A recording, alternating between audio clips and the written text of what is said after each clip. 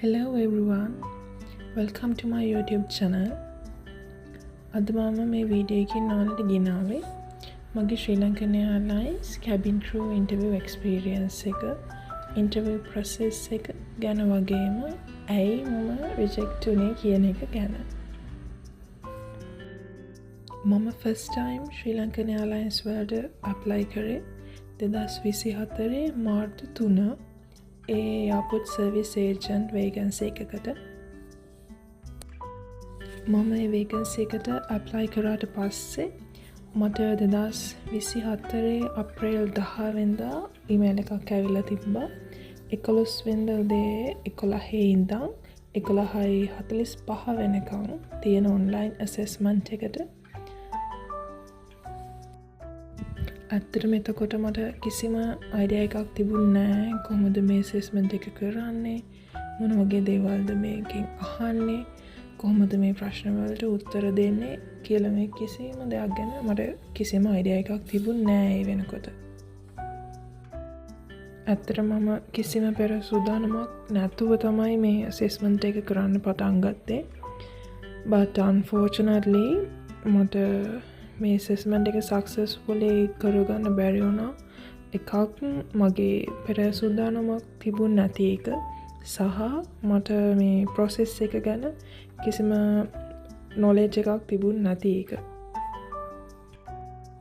ඉතින් ඒ මගෙන් උනත පසුවීමෙන් පස්සේ මම මේ job role එක ගැන, interview process එක ගැන, ඒ වගේම online assessment එකක තියෙන පුළුවන් ප්‍රශ්න මොන වගේද කියන එක ගැන හොයන්න පටන් ගත්තා. එතකොට ඒ වගේ විස්තර එකතු කරා. ගොඩක් social media වල, YouTube එකේ වගේම මේ වගේ දේවල් ගැන videos කරන අයගේ ගොඩක් interviews එයාලා දීලා තියෙන advice මම ගොඩාක් බැලුවා. ඒ දේවල් වලින් ගොඩක් මම දන්නේ නැති කරුණු මට දැනගන්න පුළුවන් වුණා. සාමාන්‍යයෙන් මේ assessment එකක ප්‍රශ්න 25ක් 30ක් හෝ 35ක් වගේ ප්‍රමාණයක් තමයි අපෙන් අහන්නේ. ඒ අහන ප්‍රශ්නත් ගොඩක් වෙලාවට බේස් වෙලා තියෙන්නේ general knowledge, එතකොට සංඛ්‍යා රටා, රූප රටා, ඊට අමතරව aviation industry එකේ basic knowledge එක වගේම English වල basic knowledge ආශ්‍රයෙන් තමයි ඒ ප්‍රශ්න එයාලා අපින් අහන්නේ. ඔයාලට ඒ වගේ ප්‍රශ්න මොනවද කියලා දැනගන්න ඕන නම් channel එකේ playlist එකට ගිහිල්ලා බලන්න පුළුවන්. මම මේ videos හරි අදාළ පිළිවෙලට upload කරලා තියෙනවා. ඔයාලට එකකින් idea එකක් ගන්න පුළුවන්. සාමාන්‍යයෙන් online assessment එකක අහන ප්‍රශ්න මොන වගේද කියන එක ගැන.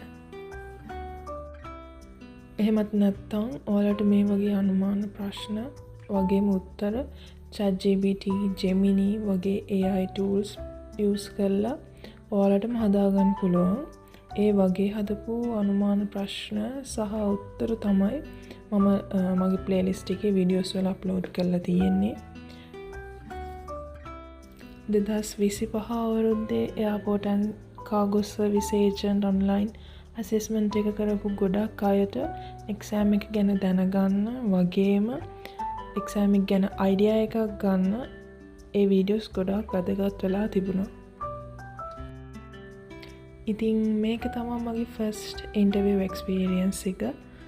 දැන් මම ඔයාලට කියන්නම් මගේ second interview experience එක උනා airport and aviation service Sri Lanka private limited ආයතනයේ airport service assistant interview එක මොන වගේද සහ එතන process එක කොහොමද කියලා. ඔයාලා නොදන්න විස්තර ගොඩක් මේ වීඩියෝ එකෙන් දැනගන්න පුළුවන් වෙයි කියලා මම විශ්වාස කරනවා. ඒ නිසා අන්තිම වෙනකම් වීඩියෝ එක බලන්න. ඇත්තටම මේක මගේ second interview experience එක වුණාට මම 2024 මේ airport and aviation service Sri Lanka private limited ආයතනයේ මේ airport service assistant කියන job role එකේ vacancy එකකටම apply කරා. ඒත් මට ඒ අවුරුද්දේ යාළගේ interview වලට සහභාගී වෙන්න ඊමේල් එකක් ආවේ නැහැ. ශ්‍රී ලංකන් එයාර්ලයින්ස් ඉන්ටර්විව් එක කම්පෙයාර් කරලා බලනකොට එයාලගේ තියෙන්නේ ටිකක් වෙනස් ප්‍රොසීඩියර් එකක්. 2025 එයාලා දාලා තිබ්බ වේකන්සි වලට මම ඇප්ලයි කරා. එයාලගේ තියෙන ප්‍රොසෙස් එකට අනුව එයාලා වේකන්සි ඕපන් කරාම ඒගොල්ලෝගේ ඔෆිෂියල් වෙබ්සයිට් එකේ ඒ අයදුම් පතක් ඇප්ලිකේෂන් ෆෝම් එකක් අප්ලෝඩ් කරලා තියෙනවා. අපි ඒ ඇප්ලිකේෂන් ෆෝම් එක ඩවුන්ලෝඩ් කරලා print out එකක් අරන් තමයි ඒ අදාළ විස්තර පුරවලා ඒ ඉල්ලලා තියෙන සහතිකවල ෆොටෝකොපීස් එක්ක ලියාපදිංචි තපාලා හරහා එයාලා දීලා තියෙන ඇඩ්‍රස් එකට පෝස්ට් කරලා යවන්න ඕනේ. අපි ඒ පෝස්ට් කරලා යවන ඇප්ලිකේෂන් එක එයාලට හම්බුනාට පස්සේ අපිට ඉන්ටර්වියුස් එන්න සුදුසුකම් තියනවා නම් විතරක් එයාලා අපිට ඊමේල් එකක් මගින් දැනුවත් කරනවා. එයාලා කියන දවසට අපිට ඉන්ටර්වියුස් වලට සහභාගී වෙන්න කියලා. 2025 මාර්තු 27 තමයි මට ඊමේල් එකක් ඇවිල්ලා තිබුණේ BMI එක චෙක් කරන්න එයාලගේ රත්නලාන තියෙන පුහුණු මධ්‍යස්ථානයට එන්න කියලා. එදාට එයාලා කරන්නේ අපේ උස බර බලලා අපේ BMI එක චෙක් කරන එක විතරයි. BMI එක හරි වුණත් අපේ උස එයාලා ඉල්ලලා තියෙන උස ප්‍රමාණයට වඩා අඩුයි නම් එයාලා අපිව එතනින්ම රිජෙක්ට් කරනවා. මම ඉන්ටර්වයුව එකේ රිජෙක්ට් වුණා. මොකද මගේ උස එයාලා ඉල්ලලා තිබුණ උසට වඩා සෙන්ටිමීටරයක් අඩු නිසා. ඉතින් ඔහොම තමයි මගේ සෙකන්ඩ් ඉන්ටර්වියු එක්ස්පීරියන්ස් එක. ටිකක් ස්ට්‍රික්ට්ලි ඒගොල්ලෝ උස කියන දේ එතනදී බලනවා. ඉතින් අපේ BMI එක හරි අග එක තිබුණත් වැඩක් වෙන්නේ නැහැ. අපි යාලා ඉල්ලලා තියෙන උසට වඩා අඩු උසක් තියෙන කෙනෙක් නම් අනිවාර්යයෙන්ම අපිට එතනදී රිජෙක්ට් වෙන්න සිද්ධ වෙනවා. මගේ third interview experience එක විදිහට මම ගියේ Sri Lankan airlines cabin crew interview එකට 2025 මැයි 4 වෙනිදා තමයි මට මතක විදිහට යාලා vacancies open කරේ. ඉතින් මම එදාම apply කරා. ඊට පස්සේ මට මැයි 16 ඊමේල් එකක් ඇවිල්ලා තිබ්බා.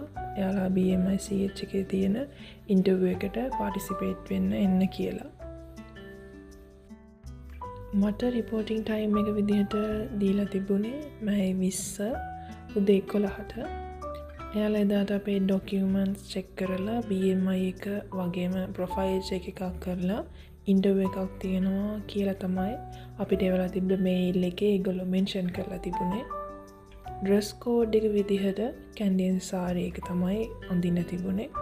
ඒකත් එයාලා ස්පෙෂලි මෙන්ෂන් කරලා තිබුණා ෂෝට් ස්ලීව් U-neck සාරි ජැකට් එකක් අඳින්න කියලා. සාරි ජැකට් එකේ ෆ්‍රන්ට් එක සහ බැක් එක ඕපන් නෙක්ලයින් එකක් තියෙන ජැකට් එකක් තමයි අඳින්න කියලා තිබ්බේ. ඒකට හේතුව තමයි එයාලා චෙක් කරනවා යුනිෆෝම් එක ඇන්දහම ඒකට විසිබල් ඒරියා එකේ අපේ ස්කාර්ස්, බර්ත් මාර්ක්ස්, ටැටූස් වගේ දේවල් පේන්න තියෙනවද කියන එක දැනගන්න. ඊට අමතරව අපිට ඉන්ටර්විව් එකට එනකොට ගේන්න කියලා එයාලා මෙන්ෂන් කරලා තිබුණා අපේ ඔරිජිනල් බර්ත් සර්ටිෆිකට් එක සහ ඒකේ කොපි එකක්, ඔරිජිනල් O-level සර්ටිෆිකට් එක සහ ඒකේ කොපි එකක්, NIC එක ඒකේ කොපි එකක් වගේම post card size colour photo එකක්. ඔයාලා ස්පෙෂලි මතක තියාගන්න එයාලා O-level සර්ටිෆිකට් එක කියලා අපිට අරන් එන්න කියන්නේ අපි ඉස්කෝලෙන් අවුට් වෙනකොට අපිට දෙන අර වයිට් කලර් සර්ටිෆිකට් එක නෙමෙයි yellow කලර් ෂීට් එකක print කරලා අපි අරගන්න සර්ටිෆිකට් එක තමයි එයාලා අපිට අරන් එන්න කියලා කියන්නේ. එයාලා අපිට එවන ඊමේල් එකේම එයාලා ලින්ක් එකක් මෙන්ෂන් කරලා තියෙනවා. අපිට ඒ ඔරිජිනල් O-level සර්ටිෆිකට් එක නැත්තම් අපේ ඉන්ටර්විව් ඩේට් එකට කලින් අපිට ඒකෙන් අපේ සර්ටිෆිකට් එක අරගෙන ඉන්ටර්විව් එකට අරගෙන එන්න. මම BMI CH එකට යන වෙලාව වෙනකොට එයාලා ඉන්ටර්විව්ස් පටන් අරගෙන තිබුණේ. ඊට පස්සේ එයාලා අපිට දීලා තිබුණ ටයිම් එකට ඒ තියෙන කට්ටිය වෙන වෙනම වේටිං ඒරියාස් වල තියාගෙන හිටියා. අපේ වෙලාව ආවහම එයාලා අපිව තව හෝල් එකකට එක්කන් ගියා. එතන තමයි අපේ ඩොකියුමන්ට්ස් චෙක් කරේ. එතනදි මම අර කලින් කිව්ව O level certificate එක තිබුණ නැති අයව රිජෙක්ට් වුණා. සහ එයාලා ඒ වෙලේ මං හිතන විදිහට ඔප්ෂන් එකක් දුන්නා ඒක ඩවුන්ලෝඩ් කරගෙන එන්න වගේ කියලා. මට ඒ ගැන හරියට කියන්න බෑ. කොහොකටත් ඔයාලා ඉන්ටර්විව්ස් යනවා නම් අනිවාර්යයෙන්ම අර ඔරිජිනල් O level certificate එක අරගෙන යන්න අමතක කරන්න එපා. ඒක තමයි එයාලා valid O level certificate එක විදිහට බාරගන්නේ. එයාලා අපිට එවලා තිබ්බ ඊමේල් එකත් එක්කම අපිට ඇප්ලිකේෂන් ෆෝම් එකක් ඇටච් කරලා තිබ්බා. අපිට ඒ ඇප්ලිකේෂන් ෆෝම් එකත් print out අරගෙන ෆිල් කරලා අපේ ඉන්ටර්විව් තියෙන දවසට අරගෙන එන්න කියලා එයාලා මෙන්ෂන් කරලා තිබ්බා. ඊට අමතරව පෝස්ට් කාඩ් සයිස් ෆොටෝ එකක් තිබ්බා, කලර් ෆොටෝ එකක්. ඒක මම නම් ෆුල් බොඩි ෆොටෝ එකක් තමයි අරගෙන ගියේ. සමහර අය හිටියා half ෆොටෝ එකක් අරගෙන ආව අයත් හිටියා, ෆුල් බොඩි ෆොටෝ එක අරගෙන ආව අයත් හිටියා. ඒක නම් ප්‍රශ්නයක් වුණේ නැහැ එහෙම. ඒත් මම දැකලා දෙනවා ගොඩක් එයාලයින්ස් වල එයාලා ෆුල් බොඩි ෆොටෝග්‍රාෆ් එකක් තමයි ඉල්ලන්නේ. ඉතින් ඒක හොඳයි, ඔයාලට පුළුවන් නම් ෆුල් බොඩි ෆොටෝග්‍රාෆ් එකක් අරගෙන යන්න. ඉතින් ඩොකියුමන්ට් චෙක් කරන්න එයාලගේ 10 දෙනෙක් 15 දෙනෙක් වගේ පැනල් එකක්ම හිටියා අපිව පිළිවෙලට ඒ ප්‍රොසෙස් එකට ගන්න. ඊට පස්සේ අපේ ඔරිජිනල් සර්ටිෆිකේට්ස් බලලා අපි අර ෆිල් කරගෙන අරගෙන ගිය ෆෝම් එකයි අපේ පෝස්ට් කාඩ් සයිස් ෆොටෝග්‍රාෆ් එකයි අපේ සර්ටිෆිකේට්ස් වල කොපීස් එක ස්ටේප්ලර් කරලා අපිට ටෝකන් නම්බර් එකක් දෙනවා. ඒ පිළිවෙලට අපිව ඊළඟට යන්න තියෙන BMI check එක, height check එක කරන process එකට. මේ document check කරන process එක අවම විනාඩි 30ක් 45ක් වගේ වෙලාවක් තිබුණා. මොකද එතන ගොඩක් කට්ටිය ඉන්නවා. එයාලා අපි කට්ටියක් යන කට්ටියක් ඒ හෝල් එක ඇතුළට එකගෙන ඉන්නවා. අවම විනාඩි 45ක පැයක වගේ process එකක් එතනදී අපිට තියෙනවා. ඊට පස්සේ එයාලා එමත් අපිව ටෝකන් නම්බර් එකේ පිළිවෙලට වෙනම සිටින් ඒරියා එකකට එක්කන් යනවා. එතන ඉන්න ඔක්කොලම සෙකන්ඩ් ස්ටෙප් එකට සිලෙක්ට් වෙන කට්ටිය. මෙතනදී අපේ උස සහ බර බලන එක තමයි එයාලා කරන්නේ.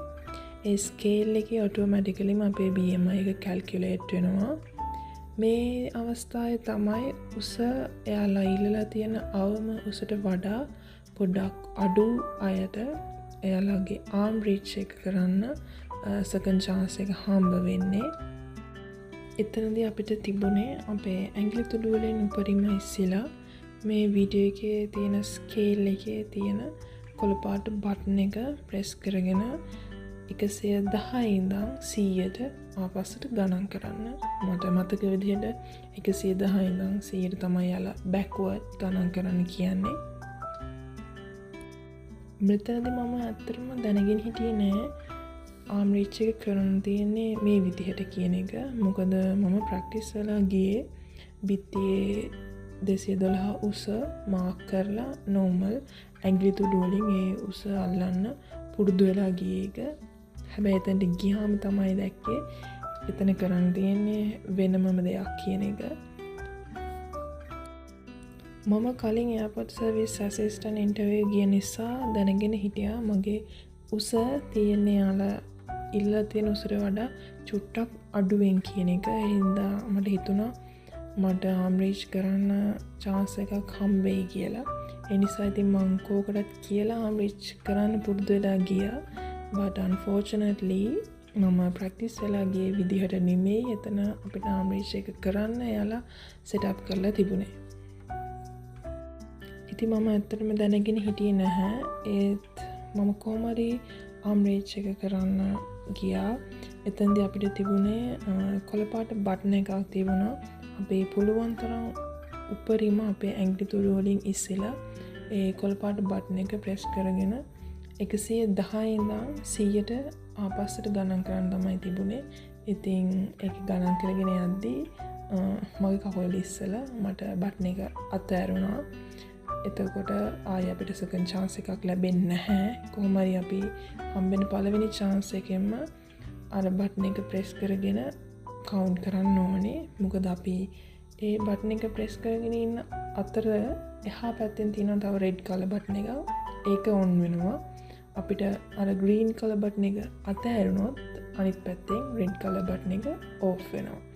ඉතින් සෙකන්ඩ් chance එකක් නැහැ. ඒ නිසා ඔයාලත් හොඳට ප්‍රැක්ටිස් කරලා යන්න. මට කියන්න බෑ ඊළඟ පාර ඉන්ටර්විව් එකක් තියෙනකොට ආම්රීච් එක ඒ විදිහට තියෙයි කියන එක. බට් ගිය පාර එයාලගේ ආම්රීච් ටෙස්ට් එක එයාලා ඒ විදිහට තමයි අපිට කරන්න දීලා තිබුණේ. ඉතින් ඒත් එක්කම මගේ තව එක්ස්පීරියන්ස් එකක් තියෙනවා එතනදී වුණා. ඔයාලට කියන්න මගෙත් එක්ක තව ගර්ල්ස්ලා 4 දෙනෙක්ට ආම්රීච් ටෙස්ට් එක කරන්න තිබුණා. ඉතින් එතනින් 3 දෙනෙක්ටම එයාලගේ ටෙස්ට් එක කරගන්න බැරි වුණා. හේතුව එයාලගේ සාඩි ජැකට් එක ගොඩක් ටයිට් විදිහට තමයි එයාලා මහලා තිබ්බේ. ඉතින් ඒ හින්දා එයාලට එයාලගේ අත එයාලගේ උරස්සෙන් උඩටවත් අඩු මුස්ස ගන්න බැරි වුණා. ඉතින් ඒකෙන් එයාලට ඒ chance එකත් මිස් වුණා. ඉතින් ඔයාලා කවදා හරි ඉන්ටර්විව් යනකොට පොඩ්ඩක් ඒ ගැනත් සැලකිලිමත් වෙන්න. නීට් එකට වගේම කම්ෆර්ටබල් විදිහට ජැකට් එක මහලා ඒක ඩ්‍රෙස් කරගෙන යන්න. මොකද මේ වගේ සිටුේෂන් එකකදී ඒක ඔයාලට අවාසියක් වෙයි. ඇත්තට මෙයාලට අපරාධය යාලගේ සෙකන්ඩ් chance එක. ඉතින් ඔන්න ඔය විදිහට තමයි මගේ ඉන්ටර්විව් එක්ස්පීරියන්ස් එක. මම සෙකන්ඩ් ස්ටේජ් එකේදී රිජෙක්ට් වුණා. මොකද මට ආම්රීච් එක සක්සස්ෆුලි කරගන්න බැරි වෙච්ච නිසා. ඊට පස්සේ යාලා අපිට පාටිසිපේට් කරාට තැන්ක්ස් කරලා සහ නෙක්ස්ට් ටයිම් ඉන්ටර්විව් එකට විශ් කරලා චිට් එකක් දෙනවා. ඒකේ තියෙන අපි රිජෙක්ට් කියන එක. ඊට පස්සේ යාලා ඊමේල් එකක් through අපිට රිජෙක්ෂන් ඊමේල් එකක් කෙවනවා අපි මොන ස්ටෙප් එකේදීද රිජෙක්ට් වුනේ කියලා. ඉතින් සෙකන්ඩ් ස්ටෙප් එක විදිහට අපේ BMI එක චෙක් කරලා ඉවරනාට පස්සේ ඊළඟට තියෙනවා ප්‍රොෆයිල්ස් චෙක් එක.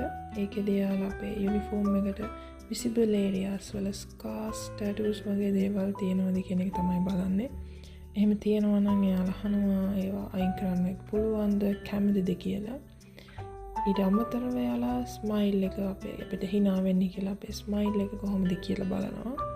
එතනින් පාස් වෙන අයට තමයි එදා දවසේ තියෙන ඉන්ටර්විව් එකට ෆේස් කරන්න chance එක හම්බ වෙන්නේ. ඉතින් මේ ඉන්ටර්විව්ස් 4ෙම සිලෙක්ට් වෙන අයට තමයි සෙකන්ඩ් රවුන්ඩ් එකට ඉන්ටර්විව්ස් වලට එයාලා සිලෙක්ට් කරගත්ත කියලා ඊමේල් එක එවන්නේ. 2025 ඒගොල්ලෝ ඕපන් කරපු වේකන්සිස් වලට ඒ තිබුණ ඉන්ටර්විව් වලින් සිලෙක්ට් කරගත්ත කැන්ඩිඩේට්ස් ලගේ ඉන්ටර්විව් ප්‍රොසෙස් එක තාමත් ඒගොල්ලෝ කරගෙන යනවා. ඒ නිසා මං හිතනවා මේ අවුරුද්දේ නම් ඒගොල්ලෝ වේකන්සිස් ඕපන් කරන එකක් නැති වෙයි කියලා. මොකද ගොඩක් අයගේ ඉන්ටර්විව්ස් තාමත් ඉස්සරහට කරගෙන යන නිසා. සමහර විට ලබන අවුරුද්දේ මැද හෝ අවුරුද්දේ අන්තිම වගේ ඒගොල්ලෝ වේකන්සිස් දාන්න ඉඩ තියෙවි. ඉතින් ඔයාලටත් මේ වේකන්සිස් දැනගන්න හොඳම විදිය තමයි AA Airlines වල official websites, Facebook pages follow කරලා තියාගන්න එක. එතකොට වේකන්සිස් දාපු ගමන් ඒ ගැන දැනගන්න සහ අයදුම් කරන්න ඔයාලට පුළුවන්. මීට අමතරව මිඩල් ඊස්ට් කන්ට්‍රි වල නම් අවම මාස 5කට 6කට වතාවක් වගේ යාලගේ වේකන්සිස් ශ්‍රී ලංකාවට ඕපන් කරනවා. උදාහරණයක් විදිහට එමිරේට්ස්, කටාර් එයාර්වේස්, ඉටිහාඩ්, ඒ වගේම එයාර් අරබියා වගේ ගොඩක් එයාර්ලයින්ස් වල යාලගේ වේකන්සිස් ශ්‍රී ලංකාවට යාලා ඕපන් කරනවා. ඉතින් ඔයාලා ඒ වෙබ්සයිට් සහ යාලගේ Facebook pages ගැන අවධානයෙන් ඉන්න. එතකොට ඔයාලට පුළුවන් ඒගොල්ලෝගේ වේකන්සිස් දාපු ගමන් ඒවට ඇප්ලයි කරන්න. ඉතින් ඔයත් මං වගේ කැබින් ක්‍රූ කෙනෙක් වෙන්න ආසාවෙන් ඉන්න කෙනෙක් නම් නැත්නම් ඒවියේෂන් ඉන්ඩස්ට්‍රි එකට රිලේටඩ් ජොබ් එකක් කරන්න ආසාවෙන් ඉන්න කෙනෙක් නම් ඔයා ගිහින් වෙනුවෙන් මහන්සි වෙලා වැඩ කරන්න. හැම ප්‍රතික්ෂේප වීමක්ම හොඳ මොටිවේෂන් එකක් කරගෙන ඔයාගේ ගෝල් එක වෙනුවෙන් කැප වෙලා වැඩ කරන්න. එහෙනම් හැමෝටම good luck.